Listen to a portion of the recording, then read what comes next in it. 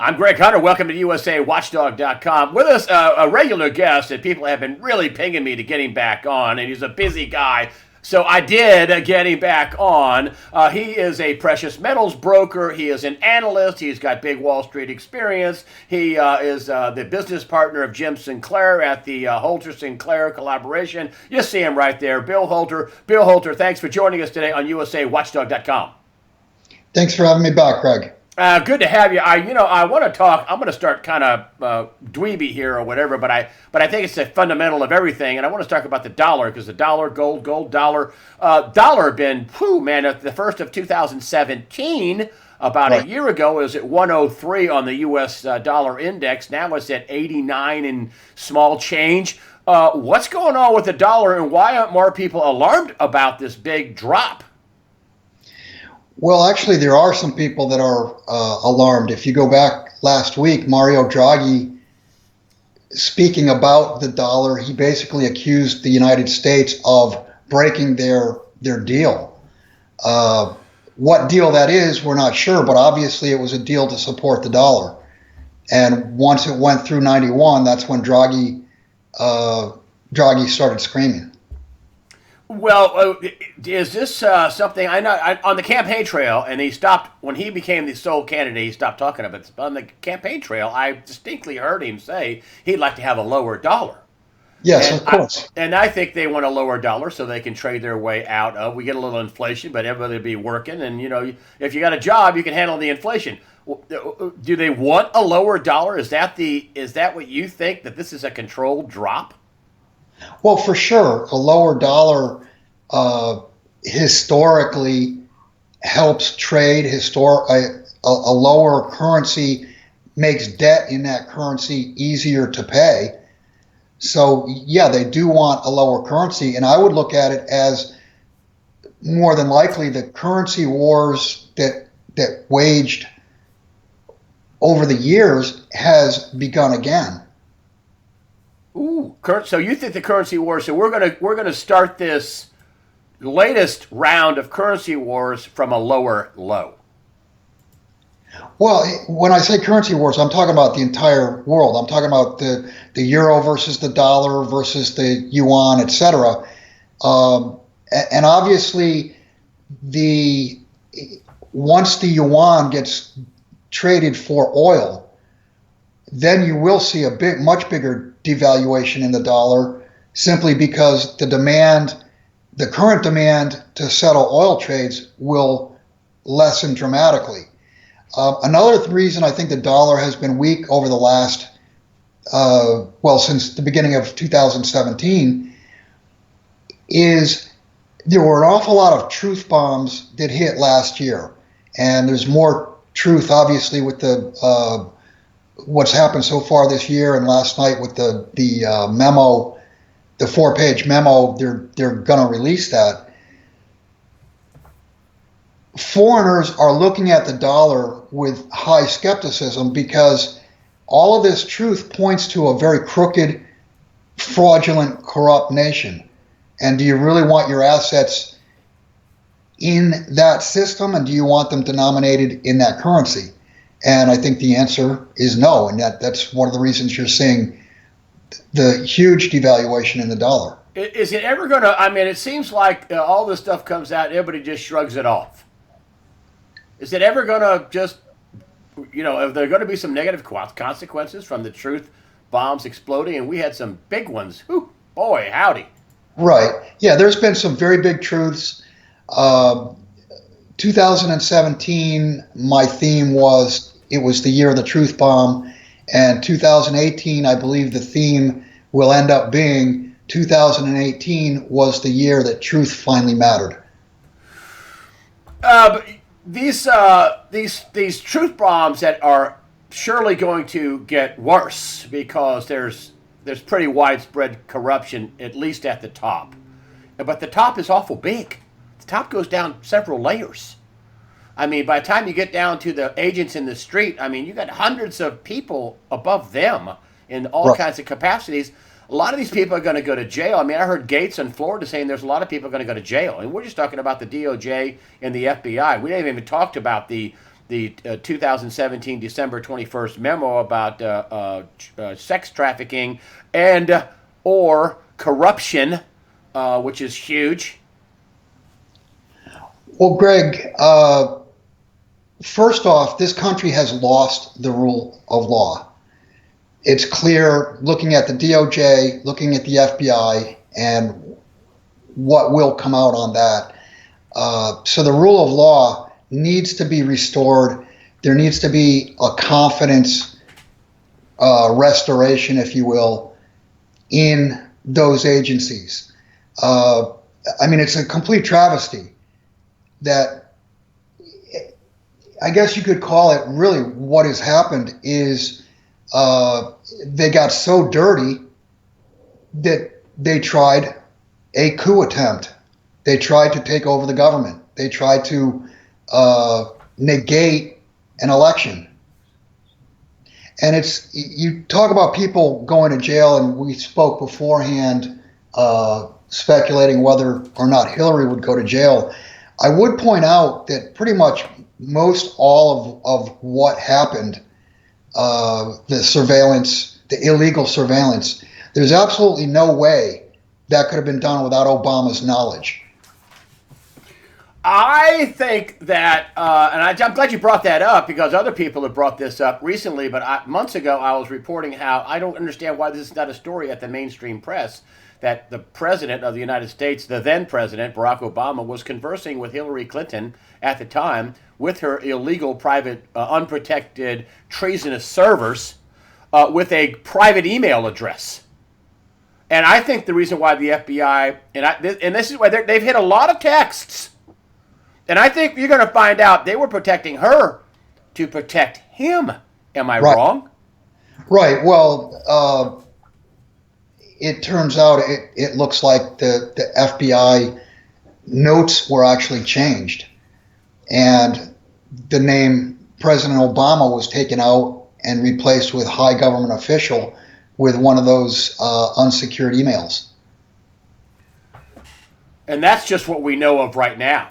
Right, and wait until we see this, what actually comes out from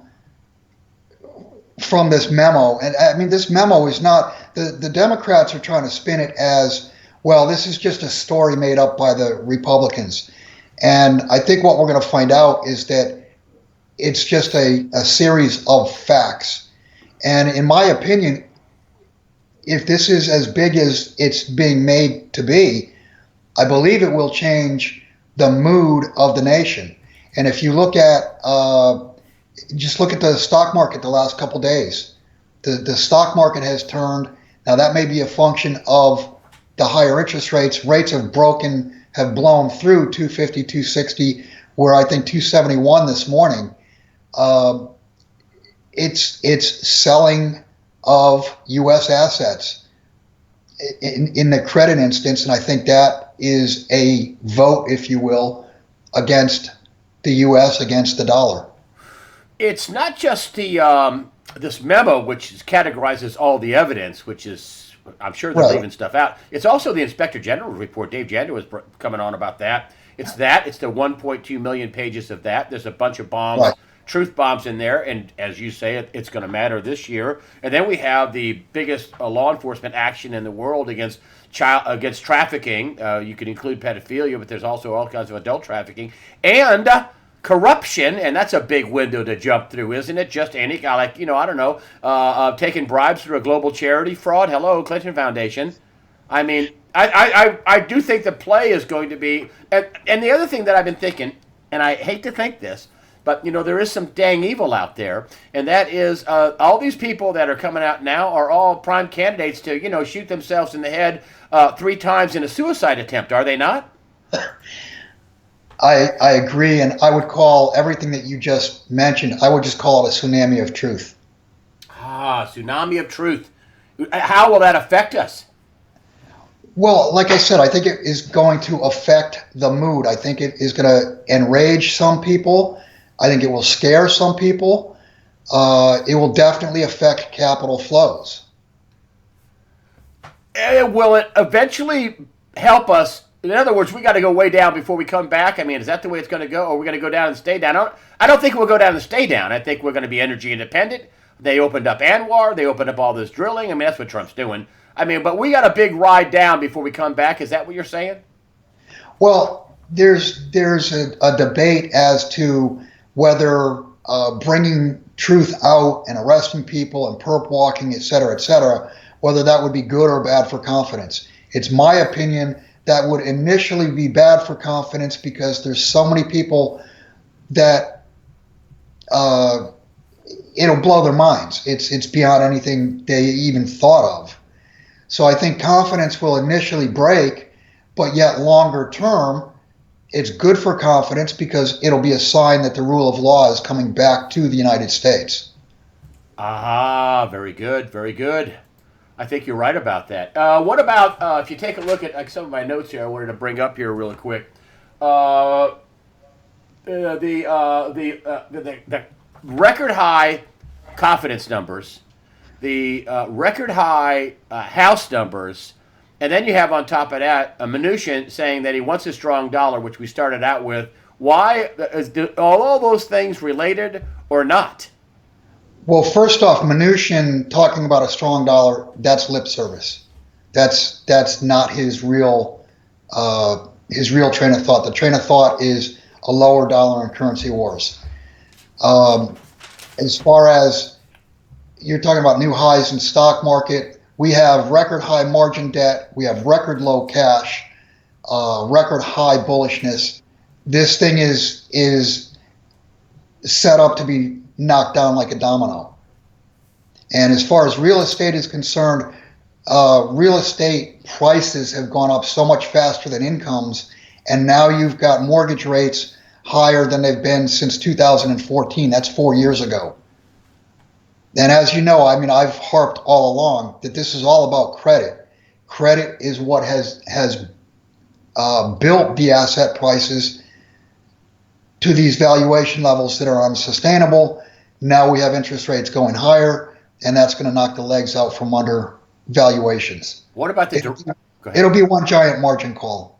Oh, what about the derivatives out there? We don't ever talk about that.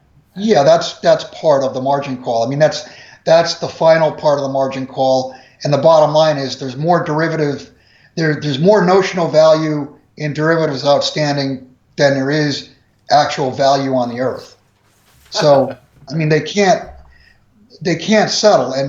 And my partner Jim has said all along, or he's asked the question, what is the value of a contract that cannot perform? And of course, the answer is zero. I would be remiss if I didn't bring up a gold for two guys that probably have more experience in gold than any two guys on the planet. I would think that's pretty safe, you and Jim. I just want to start with the 6 people arrested from 3 big banks. And when I saw that, it wasn't luck. I have not, in the 10 years that I've been on, since 9 years I've been on, 2009, I haven't seen them arrest 3 people from 3 big banks. That seems to me pretty widespread. And they were big bankers, not individuals. And they didn't call it a lone wolf because absolutely 6 people can't be a lone wolf. Right. And I want to get your take on what it means. Is it just a slap on the wrist? We're going to act like we're doing something? Or are they saying, hey, ding, ding, ding, ding, ding, we don't want you in here anymore. We're done. They allowed them in there. But they don't want them in there anymore. What's going on with the 6 people that got arrested? I believe it's at Citi and UBS and another bank. Go ahead. I would like to think that it's the beginning of cleaning house. I doubt it. I view this as basically ham sandwich arrest. I mean, you're talking about what, 46 million in fines. I mean, I'm sure they made far more than $46 million. If they truly wanted to get to the bottom of it, all you have to do is pull a time and sales. And I've said this all the way back to the initial smashings in 2013, where you'd see 10% of global gold or global silver production sold in 5 or 10 minutes. All they really need to do is pull a time and sales, see where it was sold from, and if if there's zero metal behind it, which is surely the case, because who's going to sell 10% of global production in 5 minutes if they wanted the best price? They can certainly identify via the paper trail who it was. So, yeah, it's nice to see from the standpoint of now you can surely say, this is just one more piece of evidence, piece of proof that the Tinfoil Hat Society was not crazy when they said gold and silver were manipulated.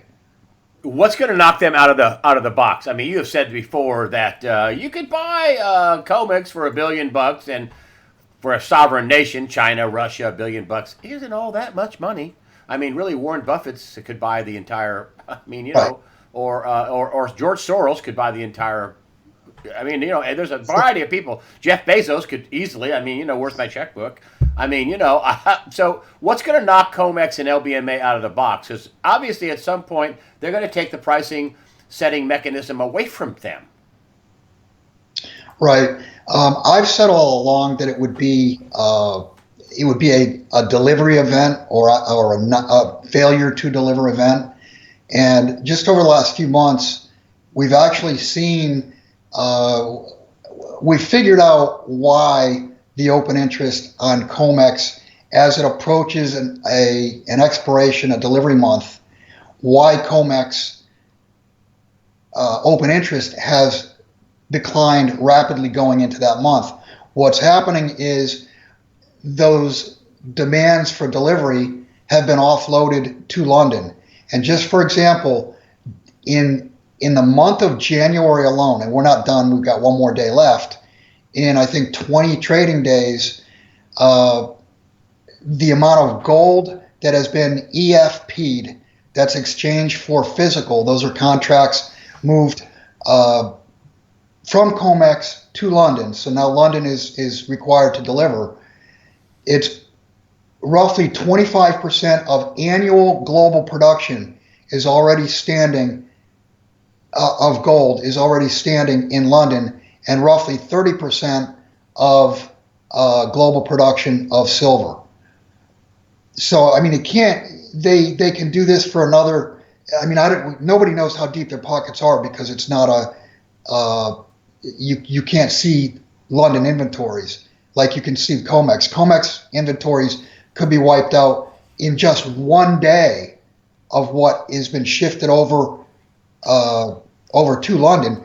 The inventories would be wiped out. The gold inventory would be wiped out in just one day. Is what's going on in the country and the debt and all that, is that going to be positive for gold?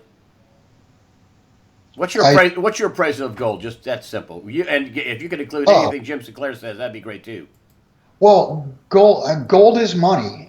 Silver is the cheapest asset on the planet, and the bottom line is gold is no one's liability, and that's important in a world where everything is someone's liability. In other words, Greg, if you worked for the state or or federal government or even corporation and you had a pension, that pension is the liability of someone else. If you hold dollar bills in your hand, all currencies are liabilities of the country that issue them. Gold and silver are no one's liability, and the capital and the labor to create that coin or that bar has already been expended. So it's not a future promise. It's an example of what already is. It's an example of wealth, an example of value, whereas everything else, financial, is a promise from someone or some entity that they're going to pay. And once you see the credit edifice start to come down, capital will definitely move toward gold and silver as a safe haven, because there is no liability. There is no question to whether or not it can perform. If you have it in your hand, Exactly. it will perform. You think the credit markets? You've said this in past interviews, but an update on that. Do you think they will lock up this year? Yeah, I would certainly think it'll be this year. Maybe it's next year. Maybe it's the following year. the only thing I can tell you is that interest rates now on a global basis are going higher. And if you look go back to 1987, that event was caused by interest rates going from 7% at the beginning of the year, and they crossed 10% going into September, October. And if you go back and you look at the events, look at the dot-com bubble, look at the 2007, 2008 example, each time interest rates start to move up, the credit bubble pops. And each time the credit bubble pops, what the reaction has been, throw money at it, throw debt at it, lower interest rates, and try as hard as possible to reflate. The only problem is this time we're coming off of a 0%, and in some cases, many cases, negative interest rates. So if you look at the long-term chart of interest rates, each time higher rates popped the credit bubble, they had to go to new lows for the reflation to begin. This time, there's no way to go to new lows because you've got zero bound. Yeah, I mean, we could go to negative interest rates, and we could probably spend an hour talking about how that's not really a possibility, because then you've got the snake eating its tail. This time around, I'm not laughing at you. It's a good analogy, though. This time around, with interest rates going up, the credit bubble is going to pop. They don't have much room to lower rates, and they can't go to a new low in rates. Wow. So think of it this way, the higher interest rates mean that a static income using debt will be able to purchase or support less. So it's the opposite of a reflation. It's a contraction. I asked Rob Kirby this because he is a broker as well of gold, and you are a broker, not just a guy that sells a few coins to people at a store. Which those people are lovely people, and I love them because they're honest. They have to be honest, because if they're not honest, they're not in business. I've noticed that about gold people. Gold people are a handshake business, and if you break a handshake, that gets around really fast. Exactly. So they have to be honest, because a lot of stuff is, will you take it? Will you buy it? I got it. Take it. You're good, right? Okay, good. I'll buy it. I mean, that's what how that goes. So they have to be a handshake business, and if you screw people, you're not in business. Sorry. But I want to talk about your contacts without disclosing anybody or any personal person. I wanted to talk about what they've been telling you in the last few weeks at the beginning of the year. You talked to a lot of people. You talked to a lot of people of means, of wealth. What are your contacts? What jumps out about what your contacts, your clients are telling you about what's going on? Well, there's actually two separate markets, two very distinct markets right now. The retail market, we've seen big retail selling.